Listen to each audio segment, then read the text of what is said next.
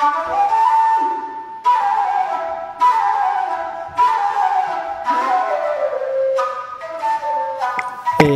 alaikum musidɓe fulɓe ndaroɓe Fulbe TV hande kadi mbiɗen garani on ɗo sare walla mbiɗen garani on ɗo abbade ɓe zone Fulɓe dana ko mbatten tan gabbuɗo men ndaren ko ɓe keɓanen han on jarama.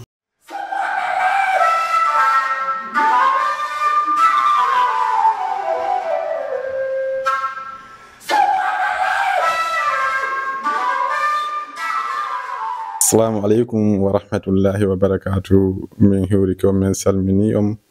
min landike so tawi woni on fof moɗon hiɗon e jaam meɗen lando mo kala so tawi woni hino e jaam ko wawi wontirde meɗen lando kadi so tawi woni o wawi e homugol suma yon e jaam haray ko United Zone Fulɓe woni on hiwrade salmina on haray ko adi kon kadi min hiwrike e sister Kadijatu JAARTS mi weltanike mo fota ko wana seeɗa battane wakkilare makko kañum e golleli makko ko woni wallitade ko jama on ka nder leydi ɗo kañum mbaalo Fulbe TV kamɓe kadi mi weltanike ɓe fota ko wana seeɗa min jarniɓe mi yii golleli mabɓe ni haɗa meɗen tori Allah subhanahu wa ta'ala on yo naɓir TV on yeeso haray hande ko United Zone Fulɓe yalti hiwragol jama on hiwro makko baɓe meɗen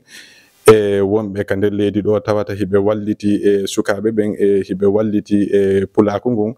hiɓe walliti kadi United Zone Fulɓe fota ko wana seeɗa haray inchallahu min andita fi mabɓe min jarnaɓe feƴƴi ɗon haray meɗen wondi ɗo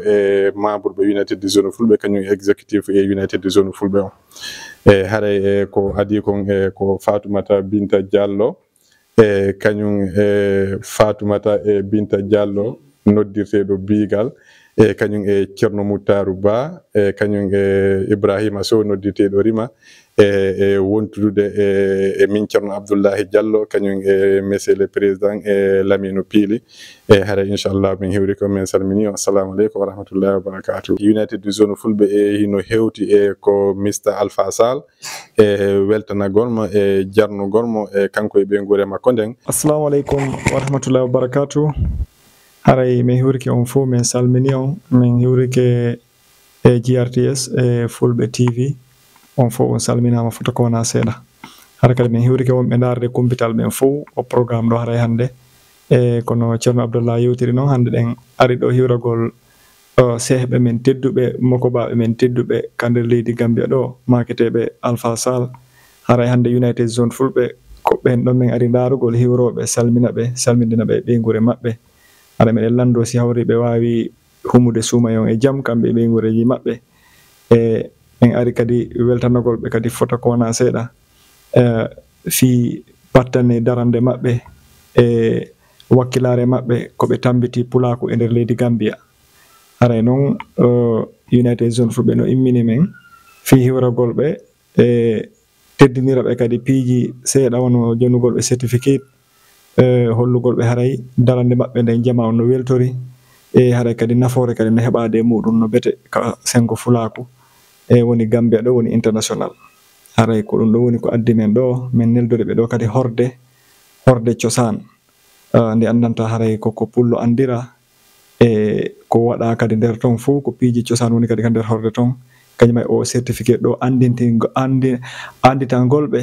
wakkilare mabɓe nden ɓayɗen andi neɗɗo ko wakkili o si hawri o andintinaka haray wonade hunde labade haray no United Zone Fulɓe no anditani fuu kala daraniɗo fulako haray ɓe anditani ɓe wonani fi daraniɗo fi Zone Fulɓe tun ma nokku gotum kala ka o tigi woniri e nder leydi ndi ma e nder aduna on haray si min yi o tigi min daari min tawi o tigi ɗum ɗon hino mérite ɗum ɗon ma ɗum ko hunde nde annata nde o duwa hendade haray min aray min teddindiramo ɗum ɗon min weltanomo min encourage mo ɓay meɗen andi hay goto alamo yoɓude hay fus ko woni wadde kon kankadi ko e beeleɗe makko e gandal makko e faale makko woni mo waɗirde ko woni wadde ɗo kon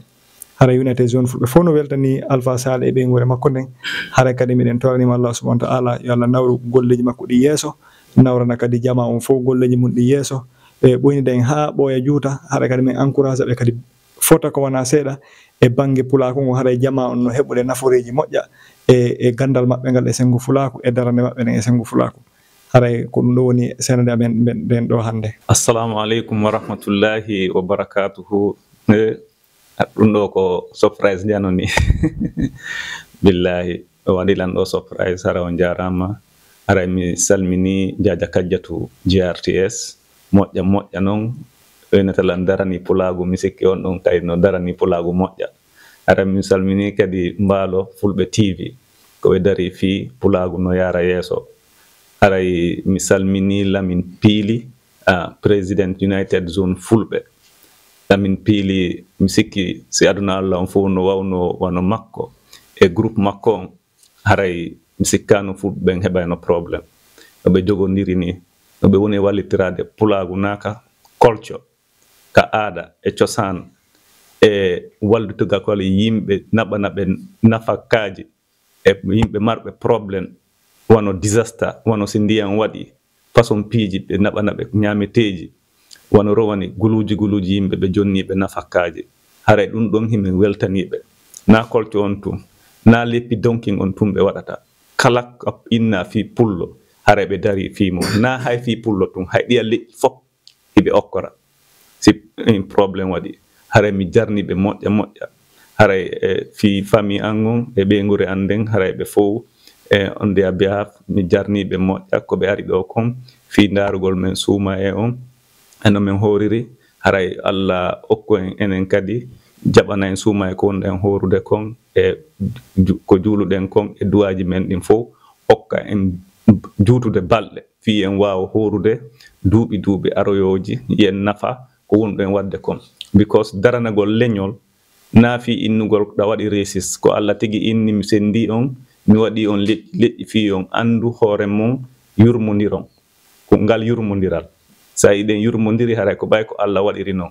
naafi haray ko fi rasiseyagal hay goto waɗa résis kono mo kala ko noon Allah waɗiri waɗi ɓe leƴƴi waɗi ɓaleɓe waɗi daneɓe waɗi porte waɗi everything ko fi hon ɗum ko fi en yurmodira. So yiɗugol hoorema ko e rewgol Allah woni yiɗugol hoorema ko e dewal woni. So ko en yiɗi hoore men wonen hunde wotere so woni hunde wotere en ɓeeɗa kadi woni hunde wotere en fof en fotti haray en fof en gañoto because mo kala no mari ko andi ko aya anda mo kala no mari ko andi ko aya anda. Président Piili ko wawi kon maybe min kadi mi wawata min kadi ko mi wawi kon haray wawata haray woɓɓe kadi ka United Zone Fulɓe ton kadi no mari piiji ko ɓe wawi hara Lamin kadi Piili wawata wadde. So si ɗum ɗo fof mottodiri woni hunde wotere haray ko waɗata kon ko kaawe ko yimɓe ɓe yiyata outside kon ɓe sikkay ɗum ɗo ko jinna waɗi ɗum ɗo hara ko yimɓe waɗi. So ko en mon hunde wotere jogodiren ɗummaɗoɗen fi Fulɓe komi ɓurata wolude kadi ɗum ɗo si tawi ɗiɗo piiji fof no yaha ko gandal ngal woni yeeso ton gandal beni jannen paykoykoy en janna e paykoykoy enen kadi jangen ɗummannoɗen heɓen needi ko ɗum naɓata leñol e leydi yeeso. Haray kadi mi jarni laamu ngu because ay yimɓe no waɗa façon ɗi piiji no moɓodira haray ko laamu ngu kadi haray mi salmini laamu Adama Barrow ngu moƴƴa ɓaara ɓuttuno ka nder leydi ga kadi haray jarni on. Assalamu aleykum wa rahmatullahi wa barakatuh.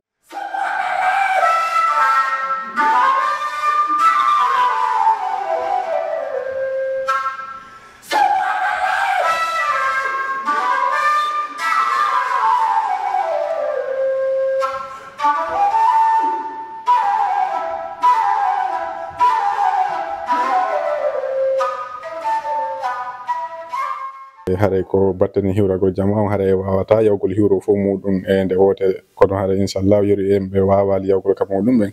haray en continue ɗo kadi toujours weltano ɗemɓe e jarnemɓe e weltanemɓe moƴƴa ko hanan seeɗa e haray kadi toujours en ari e ko docteur CHERNO e Bari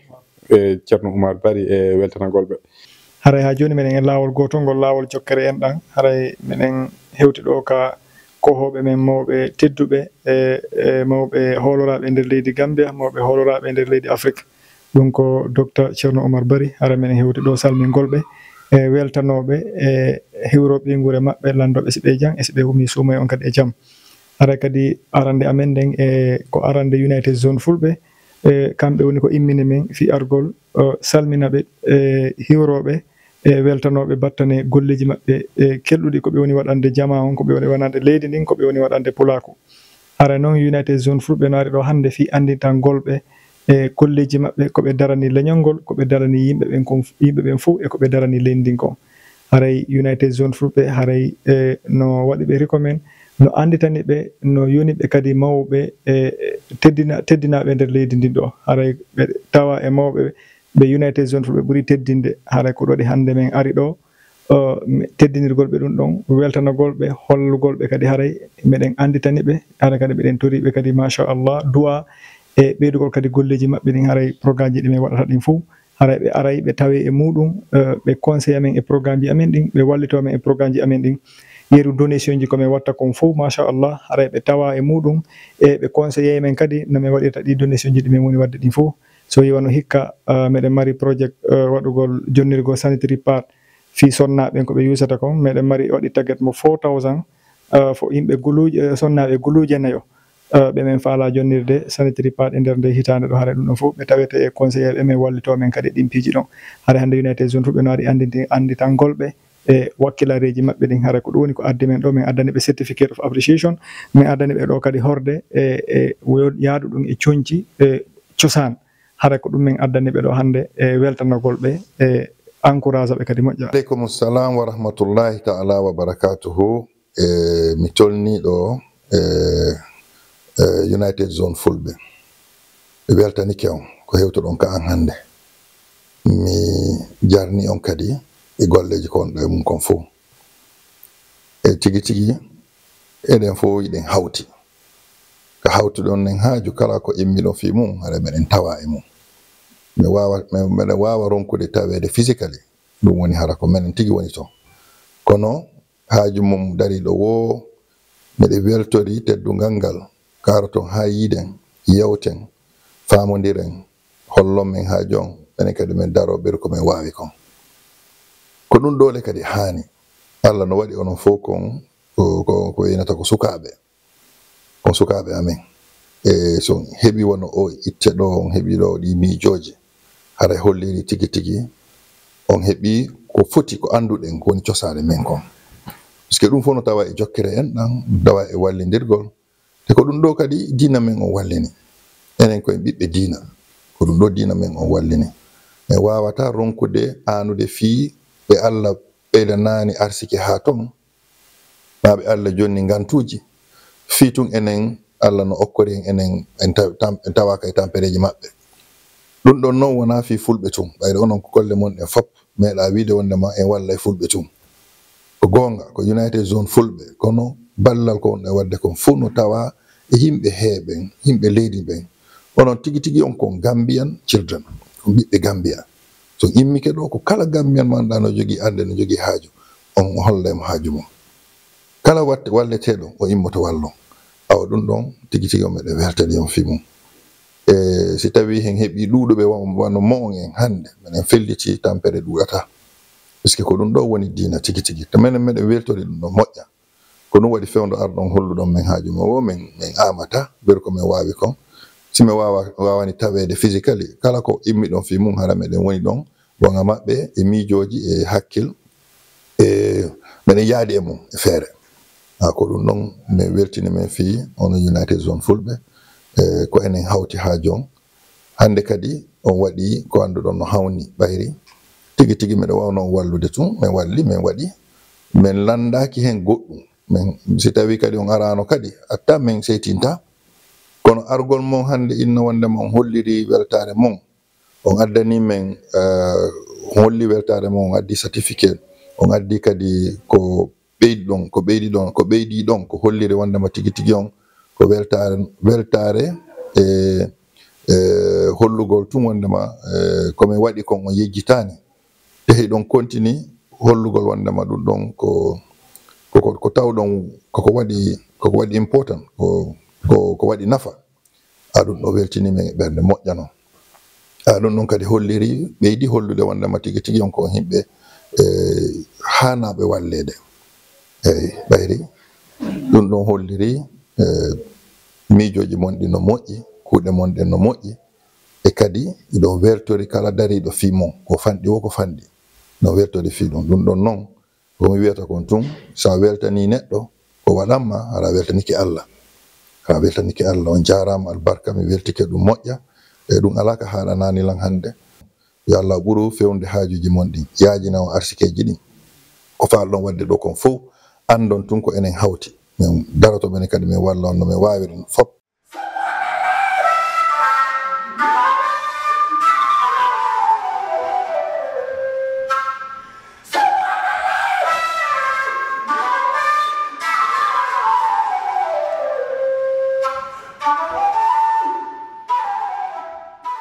Salmina on ɗo salminago islam meɗen hiwro lando so tawi ɗon e jaam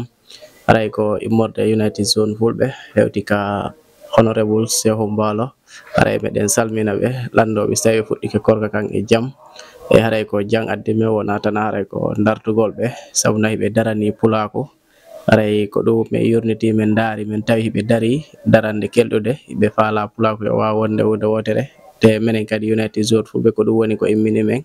ko ɗum woni darande amen haray ko ɗum min ari hewti ka maɓɓe ga jarnugol ɓe weltanoɓe weltora ɓe. ay jama fof kadi hiwrama min hiwro ɗo kadi Jang Kadiatou JRTS ka kumpital kañuma e Fulɓe TV haray on fof o weltanama min jarni on fota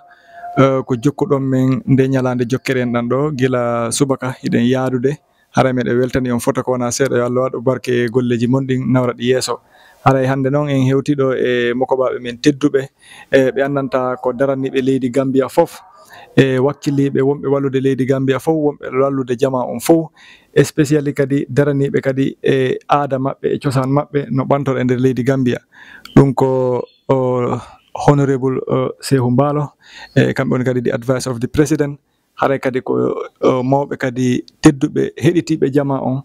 e maramɓe time kadi jama on nde nodduɗaɓe o kadi ɓe nototoma e ko haalanɗaɓe o kadi ɓe fewjante haray hiɓe tawa e daraniɓe United Zone Fulɓe.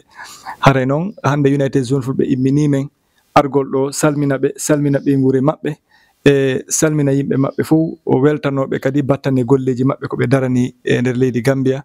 e koɓe darani kadi e ngol leñol Fulɓe machallah. haray hande ko mawɓe tedduɓe e nder leydi ndin, mawɓe kadi duwaɓe jonitede teddungal. haray noon hande United Zone Fulɓe ko addi men ɗo hande ko andintenalngol on ko wonɗo waɗude kon, weltano on ko wonɗo wadde kon, jarna on kadi inna on kadi on jarama ko wonɗo wadde kon. haray kadi min tori Allah kadi yo Allah ɓoynuden ha ɓooya juuta. haray kadi project ji ɗi falɗon ɗi fof yo Allah newnuɗi ya ɗi gasa e jaam moƴƴere tawde ɗen e mum o karan cellal e balɗe e zuriyaji waɗaɗi barki. haray mi weltanike on fota ko wona seeɗa ko addi men ɗo ko ɗum neldugol on o certificate ɗo hollira de haray de minen United Zone Fulɓe meɗen anditani on golleji ko wakkilani ɗon yimɓe ɓen kon wona sengo fulaku tun ko sengo leydi ndin fof kala ko darorɗon haray ara hiɗon toon. haray meɗe weltani on especially noon haray ɗon tambiti min fota wono ɗi event ji amen komin wadde on leppi donki fof hiɗon dari ɗo wallitade. haray kadi project ji ɗi min watta charity komin woni wadde kon fof hiɗo wallitade kadi haray ɗum noon kadi ɗo weltanagon sengo ɗon wono hikka kadi meɗen mari project ji boyi meɗen mari fi jonnirgol kadi sanitary pad fi sonnaɓe guluje nayo ɓe annanta haɗon ko leydi Gambia ɗo woni meɗen mari on project ɗon ɗum ɗo fof kadi haɗa min teddinira on ɗum ɗon kadi haray fof ko fi wallitagol ɓiɓɓe saare nden koɓe wallitora. haray fof kadi ko enen fewjodota ko enen hawti piiji ɗin on jarama. haray min weltanto kadi e président on, haray président on meɗe weltanimo fota ko wona seeɗa so yi e ɗi piiji ɗo fof no wadde ko ɓay leydi ndin no ɓutti leydi ndin hindi joga. haray meɗe weltanimo kanko mi watta chief guest of hono ɗi duuɓi ɗo fof min sansali fi hono because mo notade men himo anditi men kadi haray menen kadi meɗen anditimo meɗen du'animo meɗen weltanimo meɗen tori Allah subhanahu wa ta'ala project ji makko ɗin e vision ji makko ɗin fof yo Allah latinɗi yo Allah nawru leydi ndin e nawrandi yeeso. haray United Zone Fulɓe weltanike mo fota ko wona seeɗa. Assalamu alaikum musidɓe meɗen United Zone Fulɓe under the leadership of Mamadou Lamin, the president of the Zone Fulɓe kanko e ɓe arduɗa ɗo ɓe fof wonani kam weltare a bete fi o certificate presentation mo adduɗon addan ɗon langa galle ɗo te he tawde JRTS journalisme o andiranta ko on darani Fulɓe ɓen ga Gambia Radio and Television Services kanko e Ablay Mbalo ligge mabbe moƴƴe ɓe waɗanta kadi Fulbe TV. Mi jaari on a bete mi waɗi appreciate this presentation te mina wawi wiide wondema ko watton nin ko wona min tun tini ɗum ga leydi ɗo sabu Kabir wani mino ya ko walluɗon Kabir disastaji waɗi mi yii ko presentation ko waɗɗon yaade iɗon okkira yimɓe iɗon walla ɓe maaroji nebbamji definitely ɗum weltin ko ɗo mi jooɗoto mi yiya programme ji ɗi maaga social media neɗɗo ɗo a landade leydi ma ko waɗantama lando hoore ma ko hoɗum wawmi waɗande leydi ga jooɗimi maaga ga heɓami ɗo te onon ko ɗum hollirɗon wondema onon on jooɗota ko ha goɗɗo wiya on waɗe ɗum ɗo on jooɗota ko ha laamu wiya on imme waɗe ɗum ko foɗɗon wadde kon ko foɗɗon wallude duwaɗon wadde kon ko ɗum watton ni ko ɗum holliri wondema onon you are good citizens you love your country you are patriotic andi amen yimɓe hoɓɓe bakkoto wondema wiya wondema ko ɗo jibinami komin ɓiɗɗo leydi kono wongol winnoddugol hoore mum tun komin ɓiɗɗo leydi a waɗata no ɓiɗɗo leydi waɗata a tawa e goɗɗum no manki sa yiɗe leyɗe hono America hono Germany France Switzerland yahi woni ga nokku ga heɓi ɗo wona leydi ndi immi tun naɓi ɗon hoore ko ɓiɓɓe leydi ɓen yii koye mumen wondema leydi ndi no foti waɗude move minen min woni hen minen mo yiɗa ɗo minen komi amin iɗon andi mi woni leyɗe America I am an American citizen mi woni ton mi golli ton mi yi ɓiɓɓe leydi ɗen kadi golle ko ɓe watta ko ɗum addi leydi ndin yaari yeeso goto fof so heɓi weddina miijo ko hoɗum wawmi wadde waɗande goɗɗo mo ala doole yiɗuɗo ballal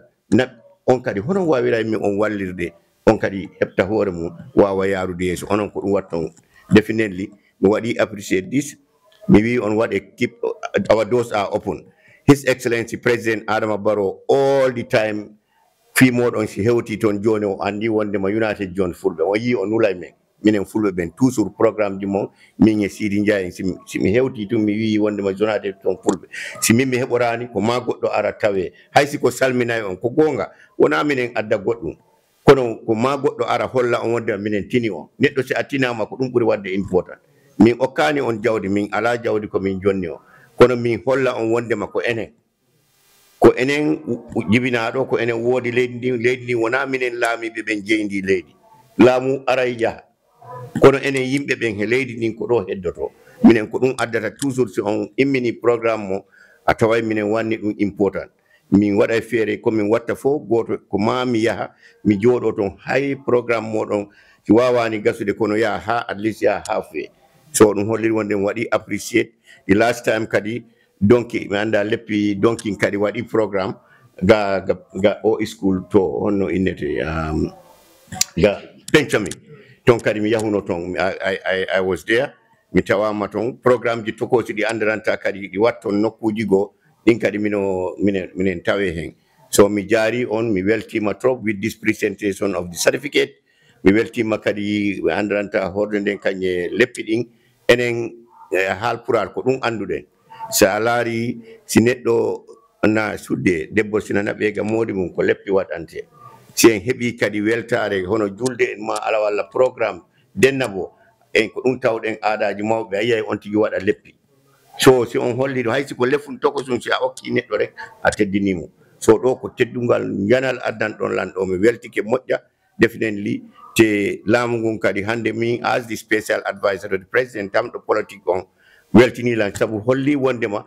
onon hiɗon faala leydi ndi yimɓe ɓen wona nene goto baba goto hara en wonani ñiiro ŋaaro an wona ɗo heɓeɗa an wona ɗum on ɗo an ko a pullo an ko a ceɗɗo an ko a joola onon wona ɗum laarɗon onon ko laarɗon leydi ndi no yaari yeeso kadi onon goɗɗo fof noon leñol mum ko ma puusa leyɗo ma saɓay joolaɓe ɓen hay goto felataɓe leñol maɓɓe aadaji maɓɓe naɓugol ɗi yeeso seɓɓe ɓen hay goto felataɓe ɓe puusa aadaji maɓɓe he kolco maɓɓe on yeeso onon kadi ɓuri e wakkilade pour waɗon feere fulɓe ɓen kadi kolco men e tradition men e aadaji men waɗe ɗum promote moƴƴa wallon kadi neɗɗo ota hawku bandam mo ko ɗum ñaabi wota on hawku bandam mo andon noon ko minen woni bandam moɗon hande ko goonga wona politique addi on ɗo kono andon wondema hande laamu jooɗingu ɗo ko laamu mon so on waɗi noon ko noon woniri so on waɗira noon kadi andiron ɗum en anda janngo en ina fof yi laamu imminongu ɗo en yi kadi ɗo e ɗum kadi laamu wongu kadi wonno ɗo kono hande onon wawi bakkade hande aduna o fof wondema mi sikkani simin fuuyani goɗɗo wullina ɓiɗɗo pulloga ndi leydi minen jooɗi ɗo minen eto noon luwaji ɗin noon min wawa bonnude luwa goɗɗi e goɗɗi si wiyama ni ɓe wiye ko ligge ɗen ko luwa o kono a tawa minen kadi minen asiti hakkille min laara ɗum fof honno min webtinirta ɗum ha enen fof heɗen ga leydi ɗo hara ko jaam tu wonirɗen ɗo on jarama min ko ɗum hemnomi mi haalna on kadi jatu a jarama tigi tigi tigi saabu minen kadi hande information ji ɗi yaltinta programme ji ɗi naɓata ɗo everywhere leydi ndin fof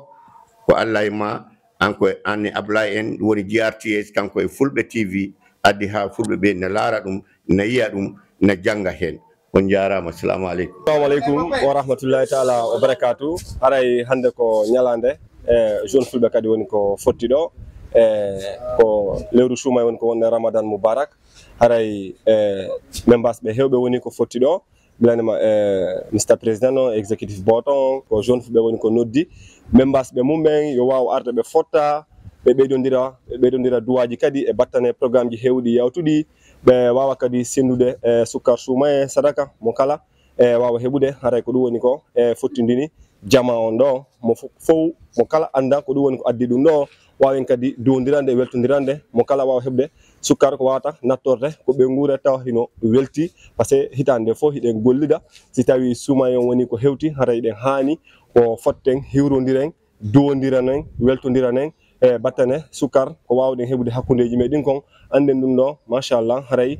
mo kala haray si heeɓi ɗum ɗo kala ko heeɓi o kadi o weltora o anda inchallah wona ko hiya wuura haray noon piiji ɗin fof kadi iwata inchallah mo kala ko yo wakkilo ko wontiri ɗon e yimɓe mbasɓe ɓen ɗo wawi déplacade nanguel no wuuli kono jama on wawi senade wawa arde tawide e o programme ɗo mo wonde wadde fi hendagol e o sukkar sumaye ɗo e nde ñalande ɗo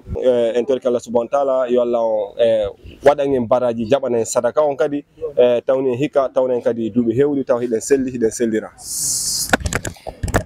نعم حريق أديكم إن الحمد لله نحمده ونستعينه ونستغفره ونعوذ بالله من شرور أنفسنا ومن سيئات أعمالنا من يهده الله فلا مضل له ومن يضلل فلا هادي له وأشهد أن لا إله إلا الله وحده لا شريك له حريق إنني كو horejo ambassador yewti do ko wonandema sadakaji wadadi do din fi bangi suma yew hare wawa adda waden duwa toroɗen Allah yo Allah jaɓan en korka men suumaye kon e sadakaji ɗi waɗɗen il faut en andi hikka en tawnama hikka yo Allah hokkoren cellal e putu o wawen horide suumaye on e hoore jam moƴƴere ɓe tawa kaɓen en toranike ɓe Allah subhanahu wa ta'ala yo Allah yurme ɓe yaafoɓe yaafoda ɓe yaafa ɓen enen kadi yo Allah yurme e yaafo en so ƴettita en ara eɗen toro Allah barki rabbana atina fi dunya hasanatan wa fil akhirati hasanatan wa qina azaban nar rabbana la tuzigh qulubana ba'da idh hadaytana wa hab lana min ladunka rahma innaka antal wahhab ربنا لا تؤاخذنا إن نسينا أو أخطأنا ربنا ولا تحمل علينا ما لا طاقة لنا به واعف عنا واغفر لنا وارحمنا أنت مولانا فانصرنا على قوم الكافرين سبحان رب العزة عما يصفون وسلام على المرسلين والحمد لله رب العالمين. ko ɗum fulɓe tuuɓi addan ɗon ɗo e hannde e ñalande nden noon ala ko waɗata tan on jarama ala ko man tan mi ƴetta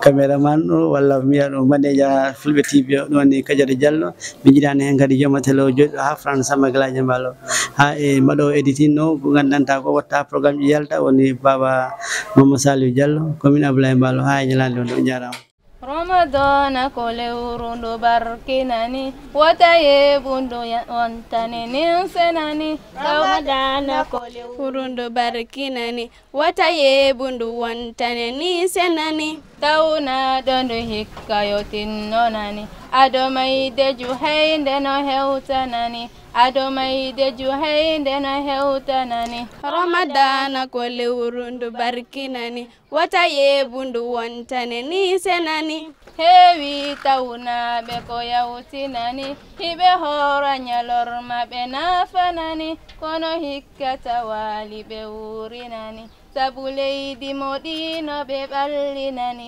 sabu leydi moɗino ɓe ɓallinani ramadana ko lewru ndu barkinani wata yeeɓu ndu wontane ni senani allahu no manti o ɓurninani du lewru e dow ɗi leppinani ko e nder ndu joman fuɗɗinani jippinde qur'ana hiwaɗonani jippinde qur'ana hiwaɗonani